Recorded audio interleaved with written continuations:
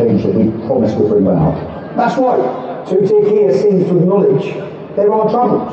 He says the solution is delivering in government, which suggests the cause of the problem is failure in government. I agree, Comrade Keir. And he says the far right, whoever they are, is the snake oil of easy answers.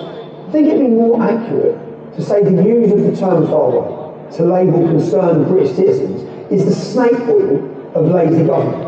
And any anger, which he labels far right, is a consequence of failure in government. You can't blame the Tories forever, Comrade Keir.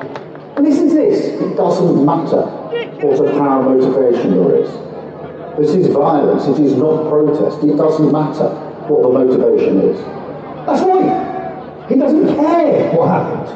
He doesn't care. Okay? That gives him the excuse to crush the dissent that terrifies him. The dissent of the average British man and woman. And by the way, we still haven't been told anything about the motivation of the Southport killer. What could it possibly have been? Good honest men are going to jail for saying that integration failed. So do you think that we're really free if we're not allowed to say what we see? Starmer's a tyrant, but we won't be silent, 'cause he threatens his people. Starmer is evil, but we won't be silent, 'cause he threatens his people. Starmer is evil. Now, once they've tried very hard to manage the news about these murders in Southport, and they've lied and patronised the entire British people in the process, what Tutik Keir and his cabal of apparat chicks did next is truly chilling. Everyone was angry because of what had happened. So those 3 little girls, the whole world was angry. My husband was then saying, they keep the government keep letting them come in to our borders. Kids are getting raped, filmed, what followed, things like that. They're taking all our NHS, they're getting rehomed. Everyone coming in is just being given everything, and then things like this are happening in our country. So what is it exactly that your husband has been accused of? On the Saturday after Southport, he just put a status up saying the Daresbury Next, which is a hotel close to where we live, which has got immigrants and asylum seekers in there, they were getting rehomed. So he went inciting that he's going there to do anything. He was just saying, with all what's going on, that's the next place that will most likely happen. People will start rioting and stuff. But he didn't put that, he just put, it's going to be the Daresbury Next. When people commented underneath his post, and he just put, it's the government's fault if they stopped letting them in the borders, or this wouldn't be happening. Okay, so he was being vocal on the immigration issue? Yeah, he went there for his daughter, his little sister, to stand up and say, enough's enough. With Jack being a father himself, he's a first-time dad to a little girl. He felt it touched him emotionally, what was going on. When he was there, he was waving his flag. He didn't say anything racist. He wasn't shouting abuse, he wasn't swearing. There's actually numerous videos of the police telling Jack he has to put his flag down, he's not allowed to hold his country's flag. Jack saying to the police, listen, I'm not here for no violence, I haven't came for violence, I came for a peaceful protest. The reason why he was arrested was because the police blockade, or whatever they call it, where they all have the shields, they ran and pushed his mum over, Julie, his mum, she's 68-year-old, they pushed her over, trampled over her, she was on the floor, they trampled over her. Police seen this and then obviously tried to get through the police to get to his mum, who were on the floor. They were whacking him with a shield, spraying him with CS gas, and they were saying, look, my mum's on the floor, I just need to get to my mum. When he was being, after he just got arrested, when he was being held around the back of the Bluebell, the police officers were saying, look, I don't even know why you're being arrested, because his mum were there as well, obviously, all the face was bruised. They could see that she'd been injured, badly injured. I don't know if he was a sergeant or just a normal police officer. He was saying, I'll ring the inspector and see if he can let you go, because I don't think it's serious enough to be arrested. It's like he said, if it were mine would have done the exact same. Obviously we went home and we thought everything was fine, because obviously Jack didn't do nothing violent at all, and then that's when exactly a week later the police had knocked on the door, and then that's when he got arrested. So they started putting the door through. My little girl was screaming in the guards. Screaming in the guards, and so my neighbour took her away. So I asked them to stop putting the door down. And I said, not really funny, they wouldn't tell me. And I said, have you got a warrant? And they said, we don't need to give you one. And I said, my back door's open and my back gate, you can go down here, stop putting the door through. So at that point when he stopped, Chris was coming out with the police. And then they went in and raided my whole house, looking for his phone and took the kids' iPads and stuff. And your little girl still there? She'd been taken to my neighbours, but she was just crying her eyes out. How long exactly did he get? He got 5 years. A year taken off, and he took into consideration his health and his mental health, and then they gave him 32 months. He was sentenced to 2 years, 4 months, and also a 10-year criminal behaviour order. You're not going to see your partner lay down for 3 years, 4 months, you know, how do you think you're going to cope with that? I'm absolutely gutted. It's broke a family up, like it's his daughter, he's a first time dad for a little girl, like he's got Christmas coming up, so the first one where she understands things, he's going to miss out on her first Christmas, he's missing out on her second birthday, like. She's just like a little child, she's usually a little girl, she's just not as hot. She's not the same little girl, she thinks and just stays into space. So with the most recent atrocity in Southport, and regardless of the murderer's motivation in this particular case, it was the last straw. People were angry, not surprisingly, not just about the Southport murders, but about years of having their legitimate concerns about mass immigration being completely ignored. They're angry about two-tier policing and politicised judiciaries. But Labour cannot afford to have pesky voters asking questions about the consequences of open borders, mass immigration, and the incompatibility of some ideologies with our culture. So they create a different story. They turn everyone's attention to their imaginary monster, and follow right, the fictional dragon they pretend to slay. There's a lot of people that have branded people like Lee as a far-right racist, so is that true? No, definitely not. While ever I've been mean, has never been racist. It's horrible, they just put lies out there. It's absolutely ridiculous, just everything that the Brits, like there's actually an article about Jack that calls him far right as well, and obviously when I spoke to Jack and made him aware of this, he's not happy, like he's kicking off saying on the phone, he's saying they kind of just put me down as something that I haven't actually complied with, I haven't said that I am this type of person. The last thing you would be is racist, and like every person I think, you should have loyalty to your country. And if there's something wrong with your country, why can't you speak about it? And more fanciful than that, they blame the English Defence League. Missiles were thrown at riot officers and the police van was set on fire by a large crowd of protesters believed to be supporters of the English Defence League. We don't know where they streamed in from. They're believed to be supporters of the English Defence League. How many people work in White? There's over 50,000 apparatchiks working in the Home Office alone. And no one told Tutti Kia that the EDL disbanded a decade ago. It hasn't been here for a decade. No one in MI5 reminded him that, 90% of the people that are watching on the terror watch list, they follow Islam. I am worried about the rise of the far right. I mean, we can see what's happening in Germany with the recent elections, see what's happening in France and other countries. And I'm worried about the far right because it's the sort of snake oil of the easy answer. I utterly condemn the far-right thuggery we've seen this weekend. This is not protest. It is organised, violent thuggery. And it has no place on our streets, mindless minority of thugs who thought that they could get away with causing chaos. But this deception is not without consequence, Kia. The following will not be televised.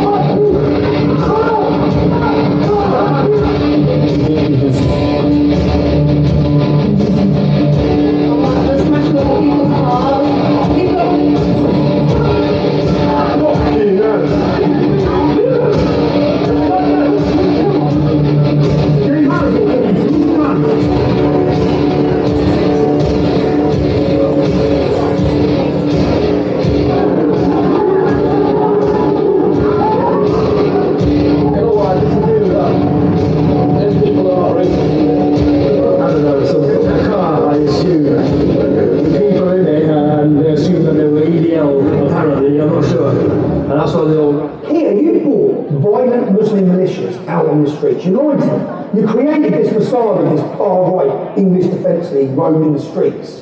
But at least people can see that there's a militia there waiting.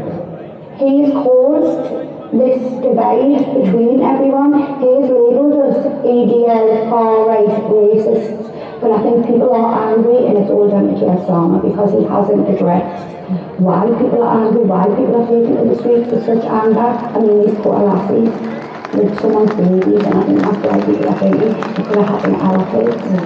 And anyone who is even remotely concerned about mass immigration and its impact on our way of life, will channel in Naz Sharp's retweet, we'd all better shut up for the sake of diversity. Of course, the media clapped along with all this. They know there's no far right. They also know there's no EDL. Or maybe they're talking about those thugs who gathered in Trafalgar Square on July the 27th.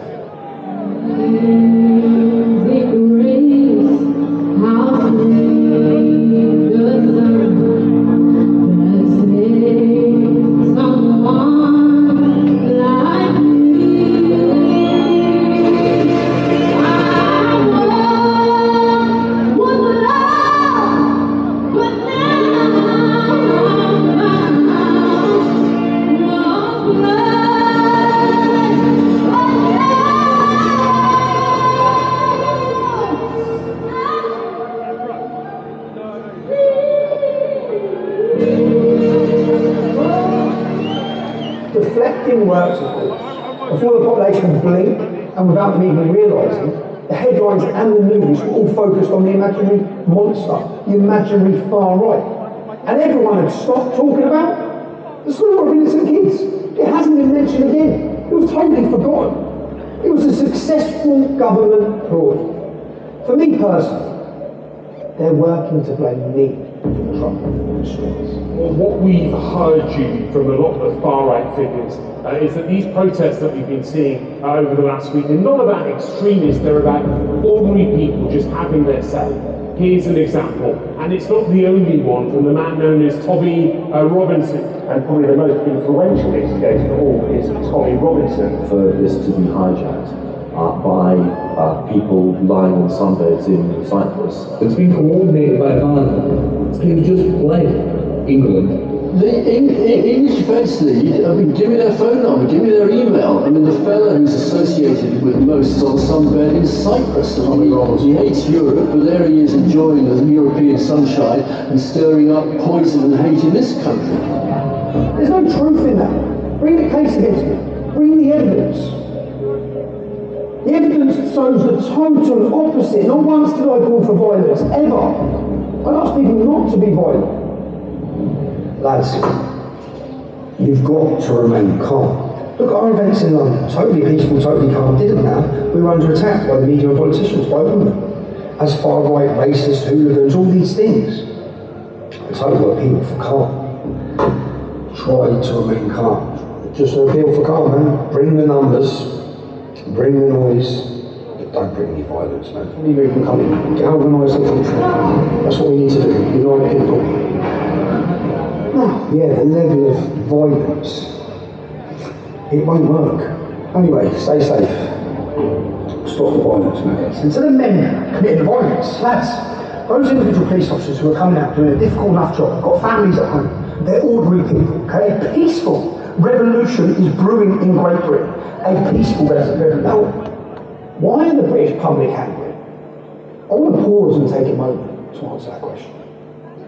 I want to take a moment to help Kia and his cabal of apparatus chicks, because he seems to know there are troubles, he admits it. There's troubles on our streets. I fear he may have misdiagnosed the cause.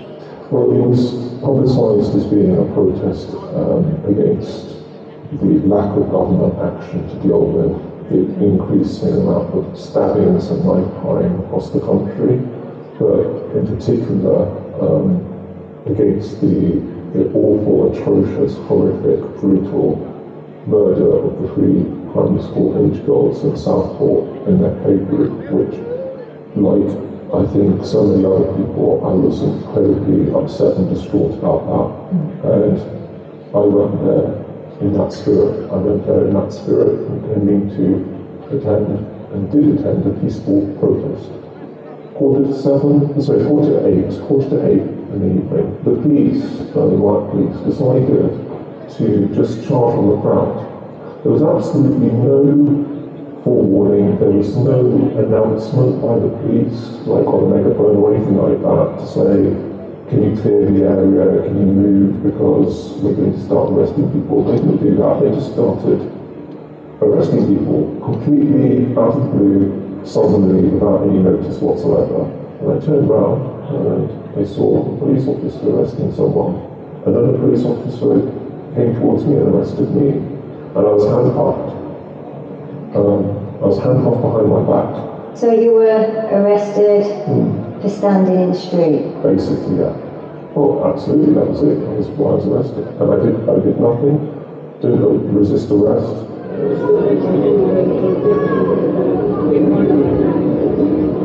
They just arresting people for no reason. I think this has been going on for a long time, with escalating concerns over rampant knife crime and stabbings and violence by some of the migrants and asylum seekers that is not being covered by the press at all because it doesn't fit their narrative. Censorship, fear and intimidation is the tactics of a dictatorship. It's the same as any dictatorial regime in the world. If you look at Venezuela, what's been happening there, the way they control their population, they send people to prison because of their political beliefs. This government isn't acting any differently from that. It may not be as extreme, as that, but they're certainly headed in that direction. We already know people are angry about the authorities covering up years and years of child rape gangs, mainly Pakistani Muslims. They're angry about two-tier policing. They're angry about politicised judges. They are angry when they see the police cowering before Islam in the name of diversity. Let's have a look at what else is going on. Some of them, they're not screaming. It's like they wanted to be raped, you see. She also can see normal it's like crying. She's enjoying it, even though she isn't, but it's like she's enjoying it. What about the consequences of what you're doing in terms of how that affects the person that's raped? Yeah, the consequences, we look at that all the time, because it happens, she might scream, people might wake up. A lot of people. I'm not just talking about, I'm talking about the emotional effect, the physical effect it has on Yeah. We might rape her and wake up tomorrow with viruses ourselves, like HIV, What about regretting what you've done to the girl? I wasn't to regret about it. It was if she felt pregnant, What will be that baby's father? Who will be that baby's father? Well, what about her personal feelings? That's right. All over the country, unchecked migrants are raping and killing. And more unchecked migrants arrive every single day. Maybe this is a reason people are angry. Let's have a look at the rape statistics for the UK. Yeah, we're the rape capital of Europe. Might be a reason people are angry. Wasting money, killing pensioners.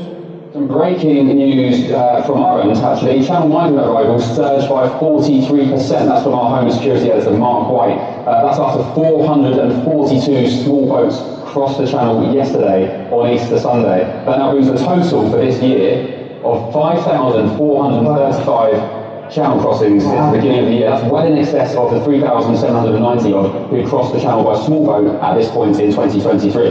We're getting daily updates of the numbers during the COVID pandemic. And actually, that's an astonishing amount. Over 440 boats yesterday. The weather's calmer at the moment, a little bit calmer. This is only going to increase over the summer. We're 1.7 million. That's the combined population of Glasgow, Cardiff, and Nottingham. There are 1.7 million who are unemployed. They're not even looking for work. They're costing you and I, the taxpayer, £8.5 billion a year. That's the equivalent to a winter fuel allowance of £708 per year for every pension in this country. That might be a reason people are angry. Paedophile migrants. What about this? You have been talking very graphically to some 13-year-old girls. How long have you been in the UK? 2 months. She said her age. Do you want to see my dick? Yeah, do you want to taste it? You're asking other people's children to send them pictures of themselves. You facilitated the meet with a child who sex with you, 13 years of age was. You sent her pictures of your penis. Yes? No meeting, not yet. No meeting. Of your phone. You don't speak English. How long have you been in the country? It's not good, guys. 3 months. Do you think it's okay to say that you want to meet and kiss a child who's Muslim? Do you? You want to get child to your house, a 14-year-old girl, you want to rape and abuse. You'd think they'd be on their best behaviour, but they're busy online grooming young children to rape within weeks or days of being in our country. Kids were getting filmed by them from the residents that live in the Daresbury. Family members had rang the police and stuff. The police had come, they'd moved them on, wouldn't take the phones or anything off them. People were getting followed from the Aldi by the illegal immigrants that are supposedly living in the Daresbury Hotel. But they're saying that there's no men or anything in that hotel, it's just all women and children. Okay. But, have you ever seen any men? Yeah, but the whole of our area know that there's men in there. There's, for many years, been a lot of complaints about the hotel, about the immigrants that are staying there. There's the crime rate. Yep. There's also been reports that children as young as 12, 13 and 14 have been getting followed and harassed. What do you think to that? I was talking to a couple of ladies there who were telling me that a daughter had been exposed, and one were having a pee bush round the lake, and it was showing his bits to a 6-year-old daughter. She reported it, nothing got done about it. Another lady who was speaking to her daughter actually worked in the hotel, and they used to follow her home every night. That would be a reason people are angry. And you get locked up for tweets. If you object to any of this and speak out online in anger or with humour. I was upstairs doing some work up in the attic loft space in the house, and I had a massive bang. This was about an hour later. A massive bang, and I was like, what's that? So I started coming down the staircase from the loft, and another big bang. That was when the door flew open, and all these police came walking up the stairs with the taser out. Yeah, they'd used one of the big battering ram things and absolutely destroyed the door. And they came running up the stairs, one with the taser out, guns behind your back, blah blah blah. And so I went with them. As I walked outside, there was about 8 or 9 coppers. They were everywhere. The warrant was for inciting racial hate on social media. I actually thought I'd walk into court, he would get laughed at, and I would come back, I'd be back out of court. I spoke to the duty solicitor, and then he told me, you are guilty though, Lee. You're guilty of sharing these pictures on your social media, so you are guilty. So I advise you to plead guilty to what they're saying to you in court today. I'm like, but I haven't done anything, there's no crime. And he's like, you're guilty of sharing these pictures. So get straight, you served 4 weeks in prison for sharing 3 memes. Yeah, that weren't even illegal. I hadn't even broke the law. It turns out now that I haven't even broke the law. I had a good job, good woman. Do you think you'll ever get a good job like that back? No, definitely not. No, I've got this on my record now, haven't I? I'll be lucky if I even get clearance and get my vetting back for the job that I did do. The government is imprisoning people for their tweets. That might be another reason people are. Our prisons are on the point of collapse. So today, a new announcement that come September, thousands of prisoners can leave jail earlier than they would have otherwise. Well, they can't lock up these angry tweeters because the prisons are full. So they have to release thousands of prisoners early. That might be a reason people are angry. And he's made space in the jail. Not enough space for the BBC's latest paedophile superstar, Hugh Edwards, busy buying photos of children as young as 7 being raped. Doesn't spend a minute in jail. The judge was concerned about what might happen to him on the inside. He should be. But no such concern shown for the right-thinking people of Britain tweeting their disgust at successive government's failures. Every time knows once you've created your imaginary enemy, you need to instill fear in those in the population who are gullible enough to trust you. The number of people who still trust you and your government here is falling very fast. Sir Keir Starmer's approval rating has plummeted to its lowest level on record amid a growing cronyism scandal. The new poll shows almost 2/3 of the voters think the government is more interested in serving its own interests than those of ordinary people. All people trust us now. I know he's watching it, which is great. And so, in collusion with far-left activists like Nick Lowell's of Hope Not Hate and its cabal of Labour politicians, Hope Not Hate. It's a good name, Hope Not Hate. But they appear to me to be driven by hate, not hope. When in collusion with them and the legacy media, the story is pushed that 100 riots are planned across the country. It's all a lie. And this was one of the potential protest sites for the far right on that list that was circulated on Telegram. Of course, it was a lie. There was no riots planned. 100 demonstrations weren't even planned. Nick Lowell thought it was clever, and the lie was funny. The government knew it was a lie. Hope Not Hate knew it was a lie. The papers knew it was a lie. But they didn't stop to consider whether it might be. But the lie was not without consequence.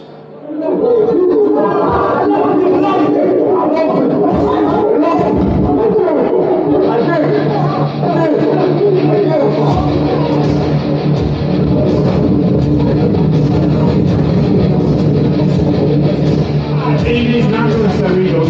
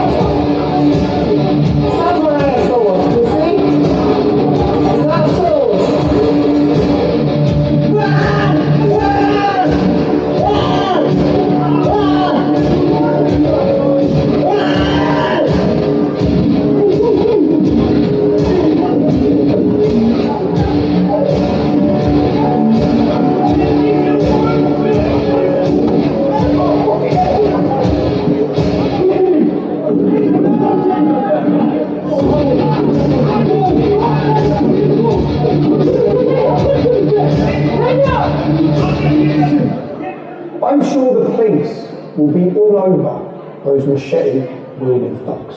I mean, we didn't punch the others.